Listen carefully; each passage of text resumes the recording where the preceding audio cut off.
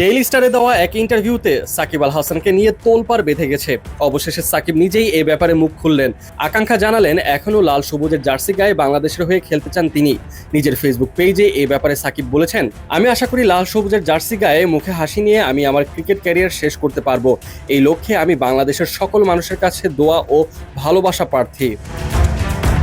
এছাড়াও আওয়ামী লীগের রাজনীতি করা নিয়ে সাকিব আল হাসানের যে বক্তব্য তুলে ধরা হয়েছে তা নিয়ে হয়তো অনেকেই দ্বিধাদ্বন্দ্বে ভুগছেন। এই ব্যাপারটা ক্লিয়ার করে সাকিব আল হাসান বলেছেন, আসসালামু আলাইকুম সবাইকে। সম্প্রতি গণমাধ্যমে আমার একটি বক্তব্য বেশ আলোচনা তৈরি করেছে। আমি সবার কাছে বিষয়টি খুব স্পষ্টভাবে তুলে ধরতে চাই। এই মুহূর্তে আমার পুরো মনোযোগ শুধু ক্রিকেটে। ক্যারিয়ারের এই পর্যায়ে এসে আমি বাংলাদেশ জাতীয় দলের হয়ে সর্বোচ্চ উজাড় করে খেলতে চাই এবং সুযোগ পেলে দেশকে কিছু দারুণ পারফরমেন্স উপহার দিতে চাই। একটি দেশের উন্নয়নের জন্য রাজনীতি অত্যন্ত গুরুত্বপূর্ণ। ক্রিকেট ক্যারিয়ারের ইতি টানার পর আমি আমার দেশের উন্নয়নে অবদান রাখতে চাই। তবে সেটা যে শুধু রাজনীতির মাধ্যমেই করতে হবে তা নয়। রাজনীতি ছাড়াও দেশের জন্য কাজ করা সম্ভব। তবে হ্যাঁ, রাজনীতির মাধ্যমে কাজগুলো করা হয়তো অনেক বেশি সহজ হয়।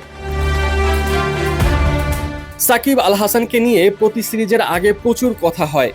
তিনি দলে থাকবেন কিন্তু শেষ মুহূর্তে গিয়ে আর তাকে দলে দেখতে পাওয়া যায় না। নিউজিল্যান্ড সিরিজের আগেও এমন গুঞ্জন উঠেছিল সাকিব বাংলাদেশের হয়ে খেলবেন, তবে এখন আবার এই নিয়ে কথাবার্তা বন্ধ।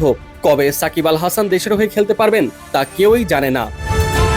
এদিকে সাকিব আল হাসানের ব্যাপারে যে অভিযোগ তোলা হয়েছে তা ভিত্তিহীন তা তিনি নিজেই বলেছেন। সাথে এটাও জানিয়েছেন, দেশবাসী এখন বুঝে গেছে তার বিরুদ্ধে আনা অভিযোগের কোনো সত্যতা নেই, কিন্তু তারপরেও তিনি আইনি জটিলতার কারণে দেশে আসতে পারছেন না। ডেইলি স্টারকে অবশ্য তিনি বলেছেন যে বিসিবি চাইলে আরও একটু সাহায্য করতে পারত সাকিব আল হাসানকে নিয়ে। তবে তিনি এখন নিজেই এই ব্যাপারে যতটুকু পারা যায় চেষ্টা করবেন নিজের ব্যাপারে অভিযোগগুলো ভুল প্রমাণ করার।